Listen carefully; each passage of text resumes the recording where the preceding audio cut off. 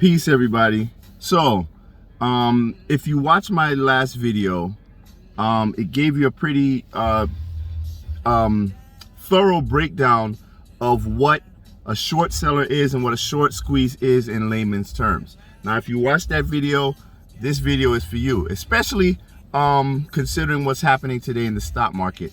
Now, from last week, we saw, based on the data, that there's a very bullish sentiment on AMC stock, meaning that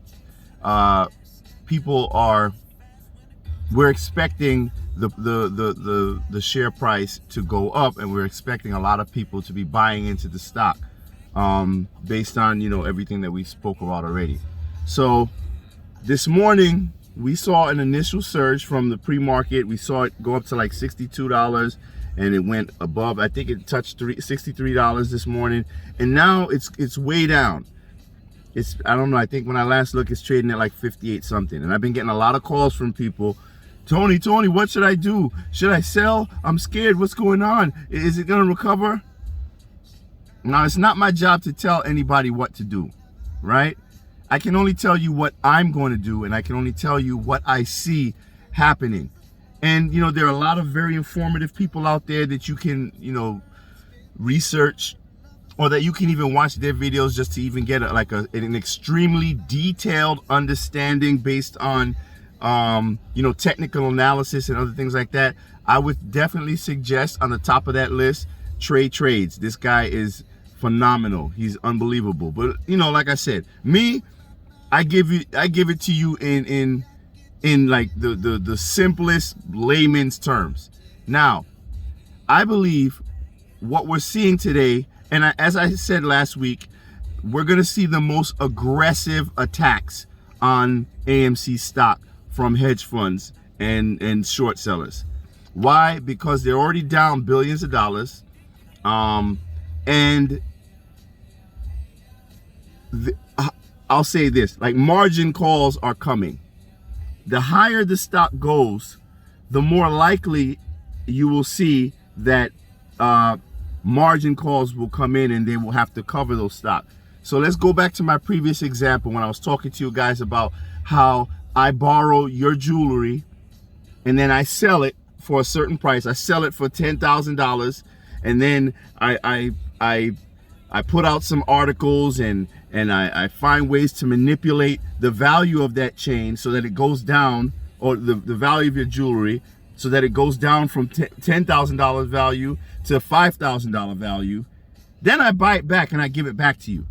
And I just made $5,000 off of your jewelry, right? Short sellers do that over and over again, but they do it with a larger volume. So I'll go to every jewelry store in the city, and I will borrow all of their jewelry that is valued at X amount. Then I'm going to deploy tactics to devalue everything I borrowed, right? And when I see it's really cheap, I'm going to, remember, I borrowed all of that stuff from them and I sold it. I'm going to do everything I can do to devalue it, and then I'm going to go right back into the market. I'm going to buy the exact same stuff back, and I'm going to return it to where I borrowed it from. And I'm going to keep the difference, all of that money in between. So I'm making money off of your property, right? That's the short sellers, plain and simple, cut and dry. Now, remember, when I borrow all of your jewelry from the jewelry store, right, I still have to leave some type of a deposit, right? I have to have some collateral or something, right? So that's basically the same concept with short sellers. And margin calls are when the value of the jewelry that I borrowed from you, if it goes up, then you as the owner are going to say, wait a minute, he only left X amount to secure this, but whoa, the value's going up. I want to make sure that this guy can get me back my jewelry. So you know what you're going to do?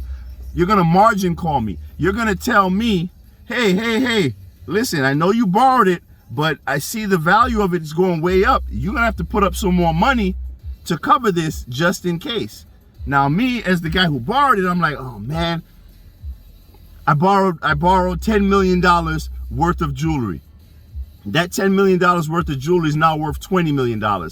So you, as the owner of that jewelry, knowing that the value is up, you want to make sure that I have enough money in escrow to be able to cover it, just in case, you know, it gets so phenomenally, like so astronomically high that, you know, it'll be impossible to get it. That's your insurance to know that you're going to get your jewelry back. So there's a burden on me as the short seller to come up with more money. I can't keep doing this, taking people's shit and using their stuff to get money and not even have anything, to cover it. So the NSCC, which is the National Securities Clearing Corporation, they're a subsidiary of the DTCC that you guys have heard about, which is like that regulatory body that's under the SEC. Let's say the SEC is supposed to be the police of the stock market. The DTCC is the I think it's the Depository Trust Clearing Corporation. They are like they're under the SEC, but they're the ones that pretty much make the rules of what goes on in the stock market. So anyway, the NSCC is under the DTC. It's a subsidiary. So it's a lot of acronyms, right? So there's supposed to be a ruling today on NSCC 002, right? The 002 ruling that everybody's talking about. What is the 002 ruling? Basically, what's been happening is all this time that I've been borrowing you guys jewelry, there's a regulatory body, because there has to be some type of a regulatory body that oversees what I'm doing within this system where I'm borrowing everybody's jewelry and this, that, and the other. You're not the only one who's responsible for holding me accountable. There's a policing institution over all of this to ensure that what we're doing, you as the jewelry owner and me as the person borrowing it, to make sure that we don't crash the entire system that we're participating in. So they want to make sure that when I borrow your jewelry, that I got my money right there, that I have enough money to cover this, because if not, the money's gonna have to come from somewhere else, and then people are not gonna get they're not gonna get their money. It'll crash the entire system, right? It's like an insurance policy. So the ruling, the 002 ruling is basically, okay. All right, there are things called, there are margin requirements, right? Now, every month, I think it's every month, the NSCC, right? The guy who's watching, the people who are watching over us, every month they come in, you know, look at the paperwork, check, see how much money you got in there. They look at the where the jewelry value is at, and they want to make sure that I got enough money in there and that I won't be in default. Like I won't be in a position where I cannot pay, right? So they just came up with a ruling that instead of every month, because remember, they do this every month, but a lot happens in a month, especially when you're talking about stocks that are so volatile like AMC, right? So what this new ruling will do is going to give them access to check into all of this stuff every day, whenever they want, right? Because it ensures everybody, it protects everyone in this equation, except me as the short seller, the guy who's trying to take advantage of this, especially if I'm engaging in manipulation and underhanded tactics in order to get this money. Remember, in the previous video, I was telling you that I was getting so greedy. I was borrowing everybody's jewelry and I'm selling it, and I'm getting all this money. I started selling jewelry that didn't even exist because I was making up so much money. And I'm like, man, who cares? You know, I'm getting all this money from it. I'll be able to cover it later on. So they want to make sure that this naked shorting does not continue to happen, because that threatens the entire system. So they're basically putting me as the short seller in a position where I can no longer borrow shares. Well, I can still, until we see what they do with the naked shorting rule, but basically they make it a lot harder for me to engage in these practices that I'm doing without covering it, without having some type of financial security in place. So that means all these short sellers are gonna have to come up with some money. They gotta come up with some bread. So what is in their best interest again?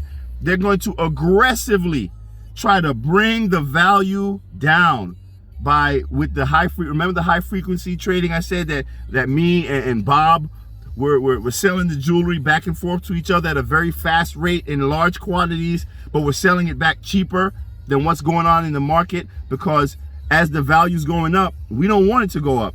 So we're selling it back and forth to each other at a very fast rate, a large volume, at a much cheaper price, to fool the market into believing, to fool everybody out there to believing that the value of that jewelry is going down, and scare everybody into selling it because they don't want to lose money on their investment. So that's a lot of what you see happening today. There's also something called dark pool trading. Okay. Dark pool trading was pretty much set in place. Now, dark pool, that doesn't even sound right, right? Like they're doing trading on the dark pool. But I think it's like 50% of trading is done on the dark pool by these huge institutions with a whole lot of money. That means they're doing a lot of trades in secret. Now, the reason why the dark pool was set up, because of the massive volume that a lot of these institutions were trading, and they didn't want that to negatively affect the market, because and now the dark pool is supposed to be for people doing like 1 million shares and 5 million. These are like the huge transactions, because these huge transactions, they can totally like send the price soaring. They can just shock the system and how would I say, misrepresent, well, not really misrepresent, but it can really have an adverse effect on what's happening in the market. Because if you're seeing 1 million shares that are sold for this amount of money, it can really affect the value of the stock going up and down. But they don't want it to be that way. You know, you want the regular everyday traders not to be subjected to like huge swings because of transactions that are made by these whales who are doing huge transactions. So the dark pool was set up so that they can do that without adversely affecting the market, what's going on, and inadvertently like crashing stocks because their volume is just too high. So it was done more so as a security measure, that they could, listen, you could do what you do over there, but but what has happened since then, because it's so unregulated and no one knows what's going on in the dark pool, all the transactions are supposed to happen over there. What they're doing now is they're buying, all right, the hedge funds, right? They're buying massive amounts of the jewelry. I'm going back to the jewelry example, right? I'm buying massive amounts of jewelry. But what I'm doing is I'm doing it in the dark pool. I'm doing it in secret so that no one in the market can see it. Like nobody can see what's going on. And it's all these people, no one knows what's happening. So I can buy a lot in secret. And then what I'm doing is all of those shares, that jewelry that I bought in secret, I'm dumping it right back out into the market. So what does that do? That creates selling pressure. It shows that, let's say I bought 1 million chains or bracelets, whatever, 1 million of them, right? But no one knows that I bought them because there's no information on that. So that doesn't affect the market, right? But then I magically take all those million chains, bracelets, whatever, and then I put them up for sale for cheap as the value is going up. So not only am I doing high frequency trading to trick you guys into thinking that the value is going down, but now I just dumped a ton more in the market. Remember, supply and demand. Now we have a heavy supply, which means the demand is going to go down. So that's manipulation. You get what I'm saying? So they're giving the impression that there are massive amounts of jewelry being sold, but they're not letting anybody, but no one knows that they've also purchased that exact same amount of jewelry. So to the naked eye, to anyone else, it looks like everyone is just running and selling. So there's a lot of manipulation strategies. So they're doing this now. In my belief is they're doing all of this so that they can get the value to go, they can get this stock, this AMC stock, to go down as much as possible in order to mitigate their losses. They keep doubling down, they keep shorting, even though you're seeing that the apes aren't going anywhere. People are not selling, people are holding. And I know a lot of people, you guys called me today, oh my God, should I sell? Should I sell? I'm not telling you what to do. I'm not selling though. The way I look, listen, this is what I'm doing. About, well, 75% of my holdings is AMC stock, is in the stock. You know, when it dips, I buy the dip, I increase my holdings of the stock. I play the options because I get a lot of returns on the options. But remember, you know, I invest in options, but, you know, I sell them because, you know, options have expiration dates. So I take earnings from the options. So I'm making money while I'm still holding the stock. And as the stock value goes up, I'm making money in the stock, but I'm still making my money in the options. You get what I'm saying?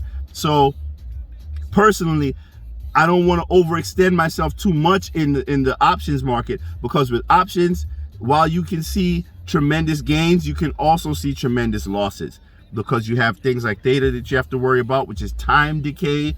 So you're fighting against time, because the expiration date, when that expiration date comes, it's worthless, especially if you're out of the money.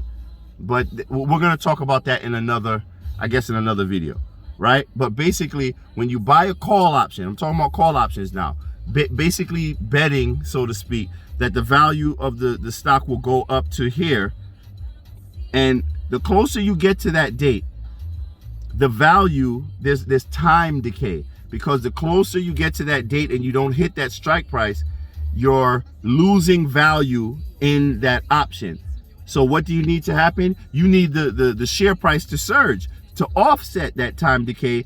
And the closer you get in price to that option, you know, the larger the percentage gain you're going to see in your option. And I don't know, it may sound a little bit like gibberish, but I'll break it down in another video. So anyway, yeah, so the old 2 rule is going to basically place short sellers, hedge funds, in a position of accountability that we haven't seen before, and it will place a lot more financial requirements on them that will preclude them from continuing to manipulate the stock to this magnitude, the stock market to this magnitude. Because for the longest time, you know, the establishment, these institutions have been manipulating the market and making a lot of money at our expense. And honestly, it's always been about scaring us out of our holdings. So, you know, I will say this, we don't know what's going to happen with AMC stock. We don't know what's going to happen with any stock, because even at this point with AMC, this is no longer about the fundamentals of the stock. You know, this is much bigger than that right now. And the people that are involved in it, they're involved for the short squeeze. Let's be real. You know what I'm saying? But AMC as a company is on the upside. You know, so like I would say, the apes, they saved AMC. So AMC is the largest movie chain in the world, and they're also seeking to acquire more movie theaters. So there are people who love the stock. I love the stock. You know what I'm saying? So I believe in the company. So even after the squeeze, I'm still going to be having holdings in AMC. But right now, yeah, it's detached from the fundamentals. But this is not a fundamental type of situation. And all of these hit pieces you're seeing about AMC, they continue to try to scare you based on fundamentals, even though we know that this ain't about the fundamentals, but they're trying to, you know, scare you out of your holdings. And this is what I was saying in the previous video. They're going to deploy a lot of tactics to get you to panic and just dump your shares. But I know one thing, I don't lose money in my stock until I sell it. So just think about that. I didn't lose money in my stock. I have not realized a loss until I let go of it. So, and that's what they call paper hands. I'm not a paper hand. I'm strengthening these diamond hands. You know what I'm saying? So I'm not telling you what to do. I can only tell you what I'm doing. I'm holding. I'm holding because I know what's to come, and it's going to be the mother of all short squeezes. And you know what? Here's a suggestion. I know a lot of people, like when you see what's going on, like when you see the gains, let's say, because I have some friends, they bought some options and the options were up like 100% in a day or 50%. And they're like, oh my God, I'm making all this money. Should I sell it? Should I sell it? Listen, do you. A green day is a good day. That's how I look at it. A green day is a good day. But when you're buying your shares and whenever you see things go down, remember, I mean, the stock market, it's volatile, and especially stock like AMC is volatile. What goes up must go down. What goes down is going to go back up. So I just basically say that you don't lose your money until you sell it at a loss. If it goes up and you're in the green and you want to sell it, hey, do your thing. If it goes down and you're in the red and you choose to sell it, go down. I understand people say, well, what if it keeps going down? I don't want to lose more. Yeah, that's true. But if you have an army of apes who own upwards of 85% verifiably of AMC stock, meaning we control most of the float, and we're not selling, we're holding, the paper hands are the ones technically who are going to be contributing to driving the value down when you sell it. So that's all I'm saying. Do what you want to do. Trade wisely. This is not like stock advice. I'm not here for that. I'm just, putting this out so the people who have been asking me what to do, I'm just telling you what I'm going to do. I'm holding. I'm going to play the options and continue making money. There's a gamma squeeze coming.